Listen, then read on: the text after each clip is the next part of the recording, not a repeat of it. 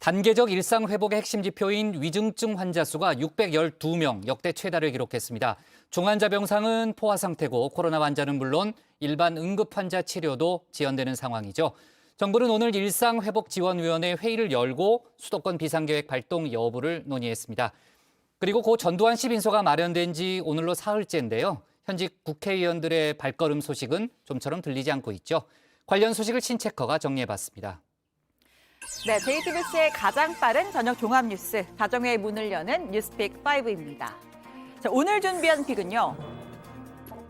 물러설 곳이 없다. 싸늘한 정치권, 막 내린 제로금리, 손해원 벌금 1,000만 원, 마지막은 초유의 재교육입니다. 자, 코로나 상황 더 이상 물러설 곳이 없습니다. 신규 확진자 수는 4,000명에 육박했고요. 단계적 일상 회복의 핵심 지표들은 연일 최다를 경신하며 마지노선이 뚫린 지 오래입니다. 대가가 만만치 않은 것 같습니다. 방역의 상황이 급속히 악화되고 있는 것도 현실입니다. 특히 고령층의 감염 확산에 집중되면서 기흉 환자와 사망자가 급증했고 수도권만 놓고 보면 의료 대응의 여력이 거의 소진된 상황에 처해 있습니다. 네, 조금 더 자세히 살펴보겠습니다. 신규 확진자 수는 3,938명, 4,000명에 육박했습니다. 서울에서만 1,750명이 쏟아지면서 하루 만에 역대 최다 기록 갈아치웠고요.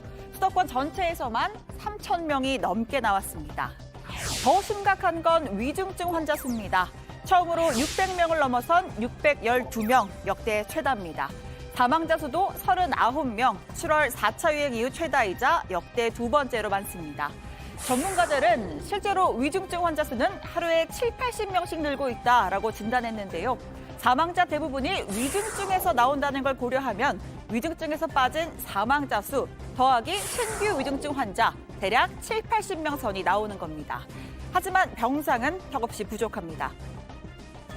이 요양병원에서만 78명이 코로나에 걸렸습니다. 치료를 받으러 가고 싶어도 병상이 없습니다. 이미 7명은 병상을 찾다 숨졌습니다.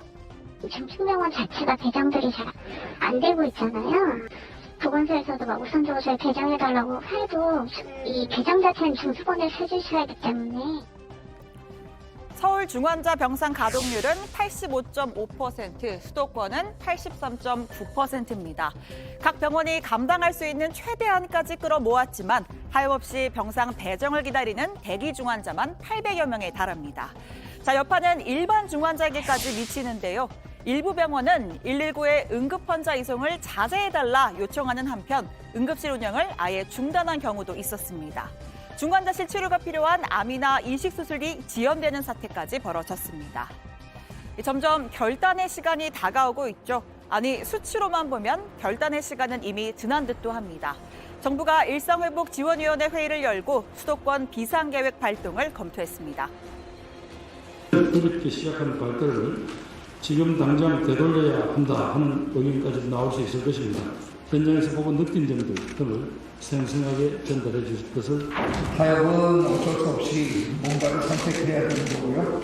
절충은 우리가 가지고 있는 좋은 선택지 중에서 뭔가를 결정하는 거기 때문에 최선의 길을 찾는 노력을 우리가 함께 하면 좋을 것 같다는 생각이 들고요. 사실 이미 요양병원의 대면 면회 중단 등 할 수 있는 조치는 다 하고 있습니다. 남은 건 사적 모임 인원 제한 및 영업시간 제한, 그러니까 과거의 거리두기 조치로 일부 돌아가는 건데요. 정부는 민생과 방역 사이 절충점을 찾는 선에서 백신 패스 대상 확대 및 수도권 미접종자 모임 인원 축소 등을 검토하고 있습니다. 교육부도 긴급 전문가 자문회의를 열었습니다. 최근 한 달간 소아청소년의 확진 비율이 성인 확진 비율을 앞질렀기 때문입니다. 그중에서도 중학생 확진 비율이 가장 높았고요. 그다음이 초등학교, 고등학교, 유치원 순입니다. 학년별로는 수능을 위해서 백신을 맞은 고3이 가장 낮았습니다. 이 전면 등교를 시작한 만큼 청소년 확진 비율은 더 늘어날 수 있습니다. 백신 접종에 동참해 주실 것을 학생들과 학부모님께 당부드립니다. 당초 안내된 12세에서 17세에 대한 접종은 이번 달 27일까지 만료할 계획이었으나 사전 예약은 금년 말까지, 그리고 접종은 내년 1월 22일까지로 연장해서 네, 두 번째 픽으로 가보겠습니다. 싸늘한 정치권. 네, 정치인들로 발 디딜 틈이 없던 여느 전직 대통령 빈소와는 확실히 다른 분위기입니다. 전두환 씨 장례 사흘째인 오늘까지 조문을 간 현직 국회의원은 단 3명뿐인데요. 전 씨의 사위였던 국민의힘 윤상현 의원과 또 주호영 의원, 김기현 원내대표입니다. 고인에 대한 평가와는 별개로 개인적인 인연이나 인간적 도리로 빈소를 찾았다라고 말했습니다. 민주화운동 탄압, 인권 탄압, 특히 5.18 민주화운동에 대한 무력 진압은 그로 인해 씻을 수 없는 책임을 져야 된다. 반드시 져야 되는 것이 고인의 업보라고 생각하고요. 그래서 사죄하고 용서를 구했어야 될 텐데 하는 안타까운 마음이 있습니다. 그래서 개인적 자격으로 오늘 그냥 조의의 뜻만 표하고 나왔습니다. 네, 현직 의원이 아닌 이들 중에서는 반기문 전 유엔 사무총장, 또 전두환 정권 당시 감옥에 갔던 국민의힘 이재호 상임고문도 조문했습니다. 황교안 전 미래통합당 대표도 모습을 드러냈습니다. 이들은 모두 평가는 역사가 내리고 죽음에는 조의를 표한다라는 취지로 이야기를 했습니다. 자, 이 외에도 빈소를 찾은 인사들은 50 또는 64 출신이 대부분이었고요. 전직 대통령 박근혜 씨의 동생 박근명 전 유경재단 이사장도 빈소를 찾았습니다. 누구의 죽음 앞에서는, 그러니까 죽음이라는 거는 용서와 그 화해를 저는 의미한다고 생각합니다. 하늘에 계신 아버지와 또 얼마 전에 작고하신 노태우 대통령, 또 오늘 이렇게 별세하신 그 전두환 대통령 세 분이 좀 만나셨으면 좋겠습니다. 자, 그리고 어젯밤 전직 대통령 박근혜 씨가 보낸 진짜 화환이 도착했습니다. 발신인을 알 수 없는 가짜 화환은 반나절 만에 치워졌고 이렇게 박근혜 석자만 적힌 진짜 화환이 놓였습니다. 이 두 사람의 인연은 45년 전으로 거슬러 올라가죠. 1976년 전 씨가 청와대 경호실로 발탁됐을 때 박 씨는 퍼스트레이디 대행이었고요. 1979년 11.6 사태 직후 전 씨는 청와대 금고에서 찾은 6억 원을 박 씨에게 전달했습니다. 당시에 서울 강남 음마 아파트 30채 살 수 있는 액수였다고 합니다. 12.12 쿠데타 이후 인연이 악연으로 바뀝니다. 전 씨는 대대적인 박정희 지우기에 나섰고 박 씨는 18년간 은둔의 삶을 살다 90년대 말이 돼서야 공개 활동을 재개했습니다. 대통령이 된 뒤엔 전 씨의 미납 추징금 환수 의지를 내비치기도 했습니다. 전직 대통령의 그 추징금 문제도 새 정부가 의지를 갖고 해결을 하려고 하고 있습니다.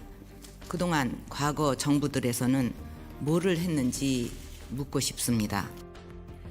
자, 그리고 빈소 바깥에선 5.18 민주화 운동 그리고 삼청교육대 피해자 모임 등 11개 시민단체가 모여 기자회견을 열었습니다.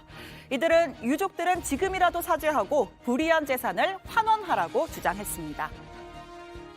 5.18 강주 학살을 저질러 놓고 이것을 무마하기 위해서 만든 것이 바로 삼청교육대입니다. 그들이 기다리고 있을 것입니다. 전두환 죽어서도 편히 지낼 수 없을 것입니다. 국회에서는 부정축제 환수 특별법을 제정을 해서 새해도 절대 우리 부모가 선조가 이래내서는 안 된다는 걸 만들어주시기를 원합니다. 네, 이후에 행진을 이어가는 과정에서 태극기를 든 일부 보수 성향 유튜버들과의 마찰도 있었습니다. 유튜버들이 5.18 관계자들을 촬영하면서 서로 언성이 높아졌고 결국 경찰이 제재하고 나섰다고 합니다. 미국에 거주하고 있던 삼남 대만씨까지 귀국을 하면서 오후 5시쯤 입관식을 치를 예정이고요. 발인은 오는 27일 오전 8시, 장지는 아직 결정되지 않았습니다. 자, 오늘의 세 번째 픽은 막 내린 제로금리입니다. 0%대 제로금리 시대가 1년 8개월 만에 막을 내렸습니다. 한국은행이 기준금리를 0.75%에서 1%로 올리겠다고 밝혔죠. 자, 시장에서는 한은이 내년에 금리를 2번 더 올려서 1.5% 선까지 도달할 거란 전망도 나옵니다. 실질 기준금리는 여전히 마이너스 상태를 유지하고 있고 중립금리보다도 낮은 수준에 있습니다. 정치 일정이라든가 총재 임기 같은 것들 결부시켜서도 얘기하지만 어디까지나 이건 경제적인 고려지 정치적인 고려를 하는 것은 바람직하지 않다는 그런 입장은 갖고 있습니다. 네, 가계부채 문제가 금리 인상의 가장 큰 명분이 됐습니다. 사실 금리 인상은 예상된 바, 성장률과 물가 전망에 더 관심이 쏠렸는데요. 성장률 전망은 그대로 유지됐고 소비자 물가 전망은 인플레이션 우려가 반영되면서 2.3%까지 올랐습니다. 이렇게 물가와 금리는 오르는데 왜 재월급은 그대로인지 이유를 아시는 분은 제보 부탁드리겠습니다. 자, 오늘의 네 번째 픽, 초유의 재교육입니다. 최근 경찰의 존재 이유를 묻게 했던 두 사건이죠.